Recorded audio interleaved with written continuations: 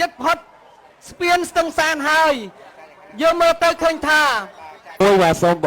បង្កើនល្បឿនយកនាទីបាទបាទទូកខ្នាតវែងទូកតាអោកទៅចូលសែនជ័យបារមីកំពង់ស្បូវមកពីស្រុកប្រាសាទសម្បូរឧបត្ថម្ភដោយឯកឧត្តមអ៊ុននឹងលោកជំទាវហេលហងរីបាទទូកតាអោកទៅចូលសែនជ័យបារមីកំពង់ស្បូវបាទខ្សែទឹកខាងក្នុងកំពុងតែនាំមកហើយដោយតែទូកមកពីខាងស្រុកប្រាសាទសម្បូរឧបត្ថម្ភដោយឯកឧត្តមអ៊ុននឹងលោកទុំហេលហងរីបាទដោយឡែកខ្សែទឹកខាងក្រៅគឺពាក្យស្លាកលេខ37បាទរំលេចដោយឯកសណ្ឋានពណ៌បៃតងស្រស់បាទគឺអេសានបុរីសំណាងសែនជ័យបាទមកពីខាងស្រុកប្រាសាទសម្បូរដែរបាទគឺឧបត្ថម្ភដោយលោកអុកញ៉ាហេសំណាងបាទអញ្ចឹងយើងឃើញថាខ្សែទឹកខាងក្នុងនេះគឺកំពុងតែបាទនាំមុខបាទចង់ថាមួយទូកទៅហើយបាទក៏ប៉ុន្តែកីឡាករនៅតែប្រឹងបាទនៅតែប្រឹងចាក់ច្រវាបាទយ៉ាងស្រស់បំប្រងមើលទៅបាទដោយបាទទូកនីមួយគឺអមទៅដោយច្រវាពណ៌សបាទទូកខ្សែទឹកខាងក្នុងដែលឧបត្ថម្ភដោយឯកឧត្តមអ៊ុននឹងលោកទុំហេលហងរីកំពុងតែយ៉ាងលឿនបានមកដល់ទីគក់បាទតាអោបដែលចូលសែនជ័យបារមីកំពុងស្បូវបាទថ្ងៃទី1បាទតាអោកដៃចូលសែនជ័យបារមីកំពង់ស្បូវសុំហើយបាទថ្ងៃនេះបាទទាំងពីរជើងតែម្ដងបាទឥឡូវនៅមួយគូទៀតគូពិសេស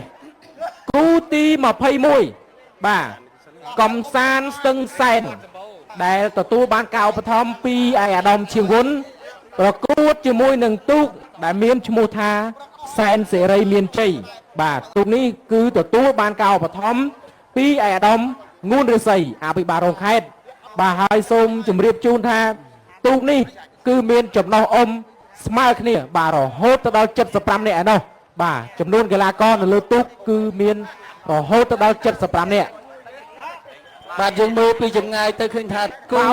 បាទនេះលឿនណាស់ទូកលេខ37បាទបងកងអន្តរាគមន៍បាទសូមស្រោតបន្តិចបាទរៀងទូកនេះគឺជាប្រភេទទូកវែងផងបាទសូមស្រោតបន្តិចបាទគូទូកខ្នាតវែងទូកពិសេសបានឆ្លងផុតស្ពានហើយមកដល់កងពាន់ទី2បាទឃើញថាលបឿននៅតែប្រហាក់ប្រហែលនៅឡើយ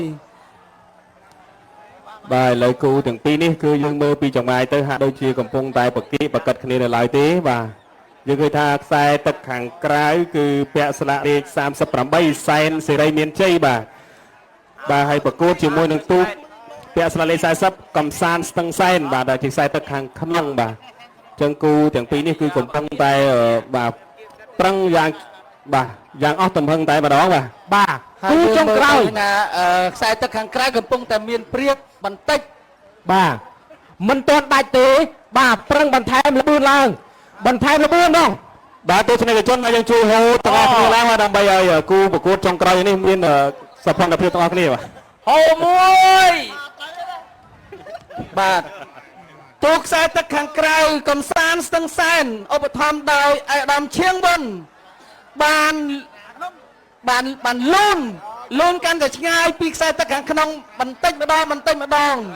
បាទយើងឃើញថាខ្សែទឹកខាងក្រៅកាន់តែមានសង្ឃឹមហើយខ្សែសេរីមានជ័យខ្សែទឹកខាងក្រៅបាទគឺទូកដែលមានឈ្មោះថាកំសាន្តសេរីមានជ័យបាទទូកដែលពាក់ស្លាកលេខ